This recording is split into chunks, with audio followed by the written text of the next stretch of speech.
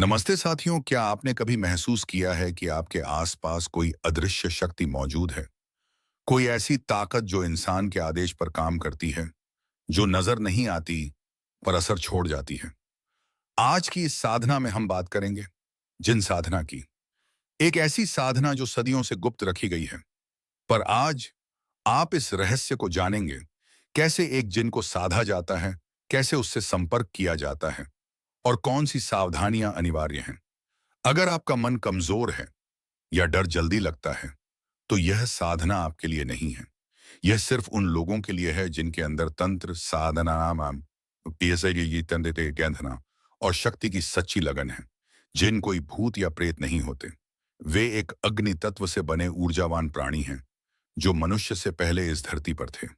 कुरान और प्राचीन इस्लामिक ग्रंथों में जिनका जिक्र बार बार मिलता है, वे भी समाज, परिवार और राजा रखते हैं। कुछ जिन इंसानों से मित्रता करते हैं, जबकि कुछ बदले की भावना रखते हैं।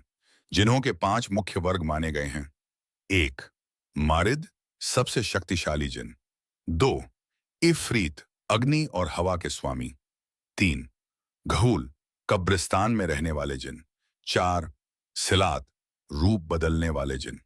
5, जिन्नात खैर, शुभ जिन, जो साधक की सहायता करते हैं। इस साधना को करने से पहले कुछ नियमों का पालन करना जरूरी है। साधना गुरुवार या रविवार की रात या ईद रात के बाद शुरू करें।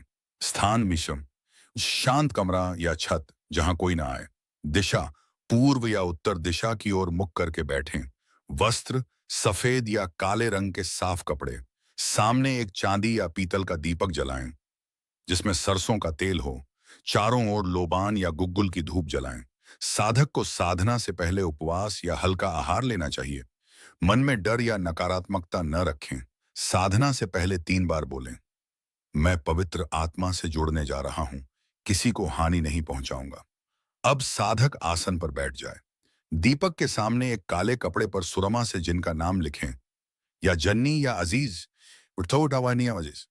यह नाम इस्लामिक परंपरा में शुभ जिन का नाम माना गया है। अब उस कागज के सामने बैठकर यह मंत्र 108 बार बोलें। मंत्र, बिस्मिल्लाह अर रहमान अर रहीम, या जिन्नी हाजिर कुन फिल अमर।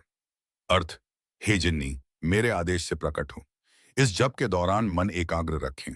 यदि आसपास हवा का कंपन, ठंडी लहर या दीपक की लौ हिलने लगे, तो समझिए जिन की उपस्थिति प्रारंभ हो रही है। डरे नहीं। शांत मन से मंत्र जप जारी रखें। धीरे धीरे आपको मन में कोई संकेत मिलेगा, या तो हल्की सरसराहट या किसी परछाई की अनुभूति। यह संकेत है कि साधना सफल हो रही है। जब जिन की उपस्थिति महसूस हो, मन ही मन उसे आदेश दें, यदि तू शुभ है तो मेरा साथ दे, अन्यथा लौट जा। अगर वातावरण भारी लगे या बेचैनी हो, तुरंत दीपक में कपूर डालें और साधना रोक दें। यदि जिन शांत हो जाए, तो साधना को अगले दिन फिर करें। लगातार 11 रातों तक इस साधना को करने से जिन आपके आदेश में आ सकता है। लेकिन याद रखें, यह शक्ति खिलवाड़ नहीं है। इसका उपयोग केवल सकारात्मक कार्यों, सुरक्षा या ज्ञान के लिए ही करें। जिन साधना अत्यंत शक्तिशाली और खतरनाक दोनों हैं। जिनके साथ गलत व्यवहार, झूठ या लालच आपके जीवन में अनचाहा संकट ला सकता है। हमेशा किसी ज्ञानी साधक या गुरु की देखरेख में करें।